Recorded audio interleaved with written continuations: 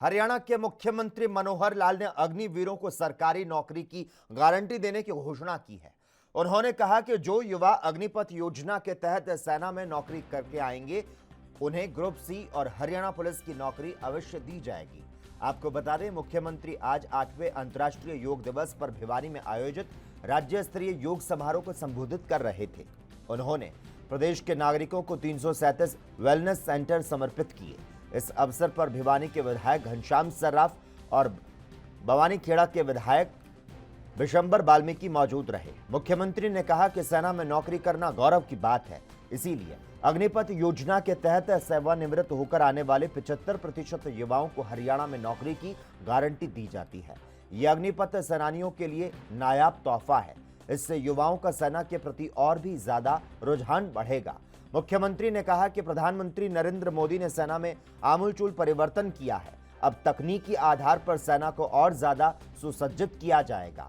इससे 10वीं से 12वीं के युवाओं को अवसर मिलेंगे।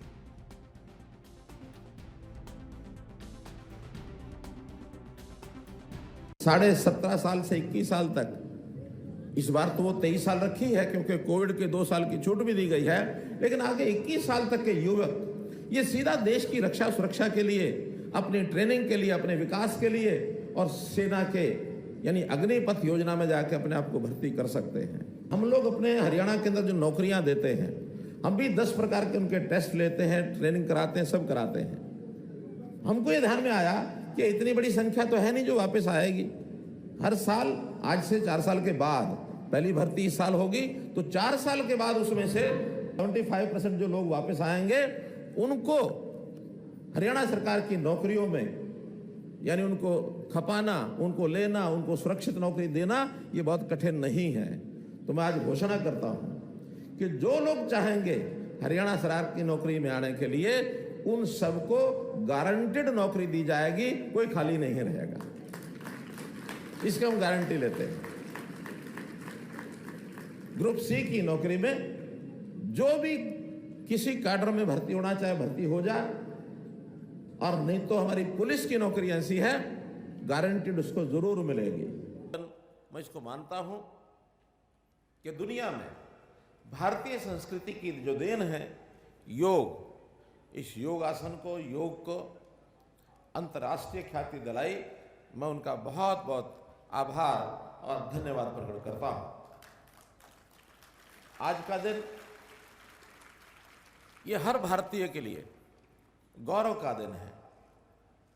लगातार हम अभ्यास करते हैं। वैसे तो योग ये प्रतिदिन की एक क्रिया है हमारे लिए, लेकिन फिर भी एक उत्सव के रूप में सारे देश में हम इस कार्यक्रम को मनाते हैं। न केवल देश में, बल्कि ये कार्यक्रम अंतर्राष्ट्रीय स्तर पर भले ही पारित 177 देशों ने किया हो, लेकिन आज 200 देशों ने इसकी मान्यता इसको मिली है। सारी दुनिया में अपने अपने समय पर दिन भर के 24 घंटे के अवसर में योगाभ्यास ये किया जा। आज का ये दिन मानवता के लिए योग इस थीम पर आधारित है। आखिर मानवता, इंसानियत एक ऐसा गुण है व्यक्ति का, अगर मानवता निकल जाए तो व्यक्ति पशुता के समान है। मानवता के गुण इस योग के माध्यम से आते हैं। योग केवल एक कोई शारीरिक क्रिया नहीं है, बल्कि इससे हमारा मन, हमारी बुद्धि, हमारा शरीर यानी हमारा मानसिक, बौद्धिक, शारीरिक विकास सब इससे होता है। तो आज के इस अवसर पर हम अपने यहाँ हरियाणा भर में सभी ब्लॉक लेवल पर, सभी जिला लेवल पर, बल्कि कहीं कहीं तो शहरों में, वार्ड स्तर पर, गांव स्तर पर, विद्यालयों में, संस्थाओं में, मैदानों में, सब जगह ये कार्यक्रम किए जा रहे हैं। योग का बहुत उल्लेख किया गया है। महर्षि पतंजलि जी ने कहा कि योगा चित्त वृत्ति निरोधा।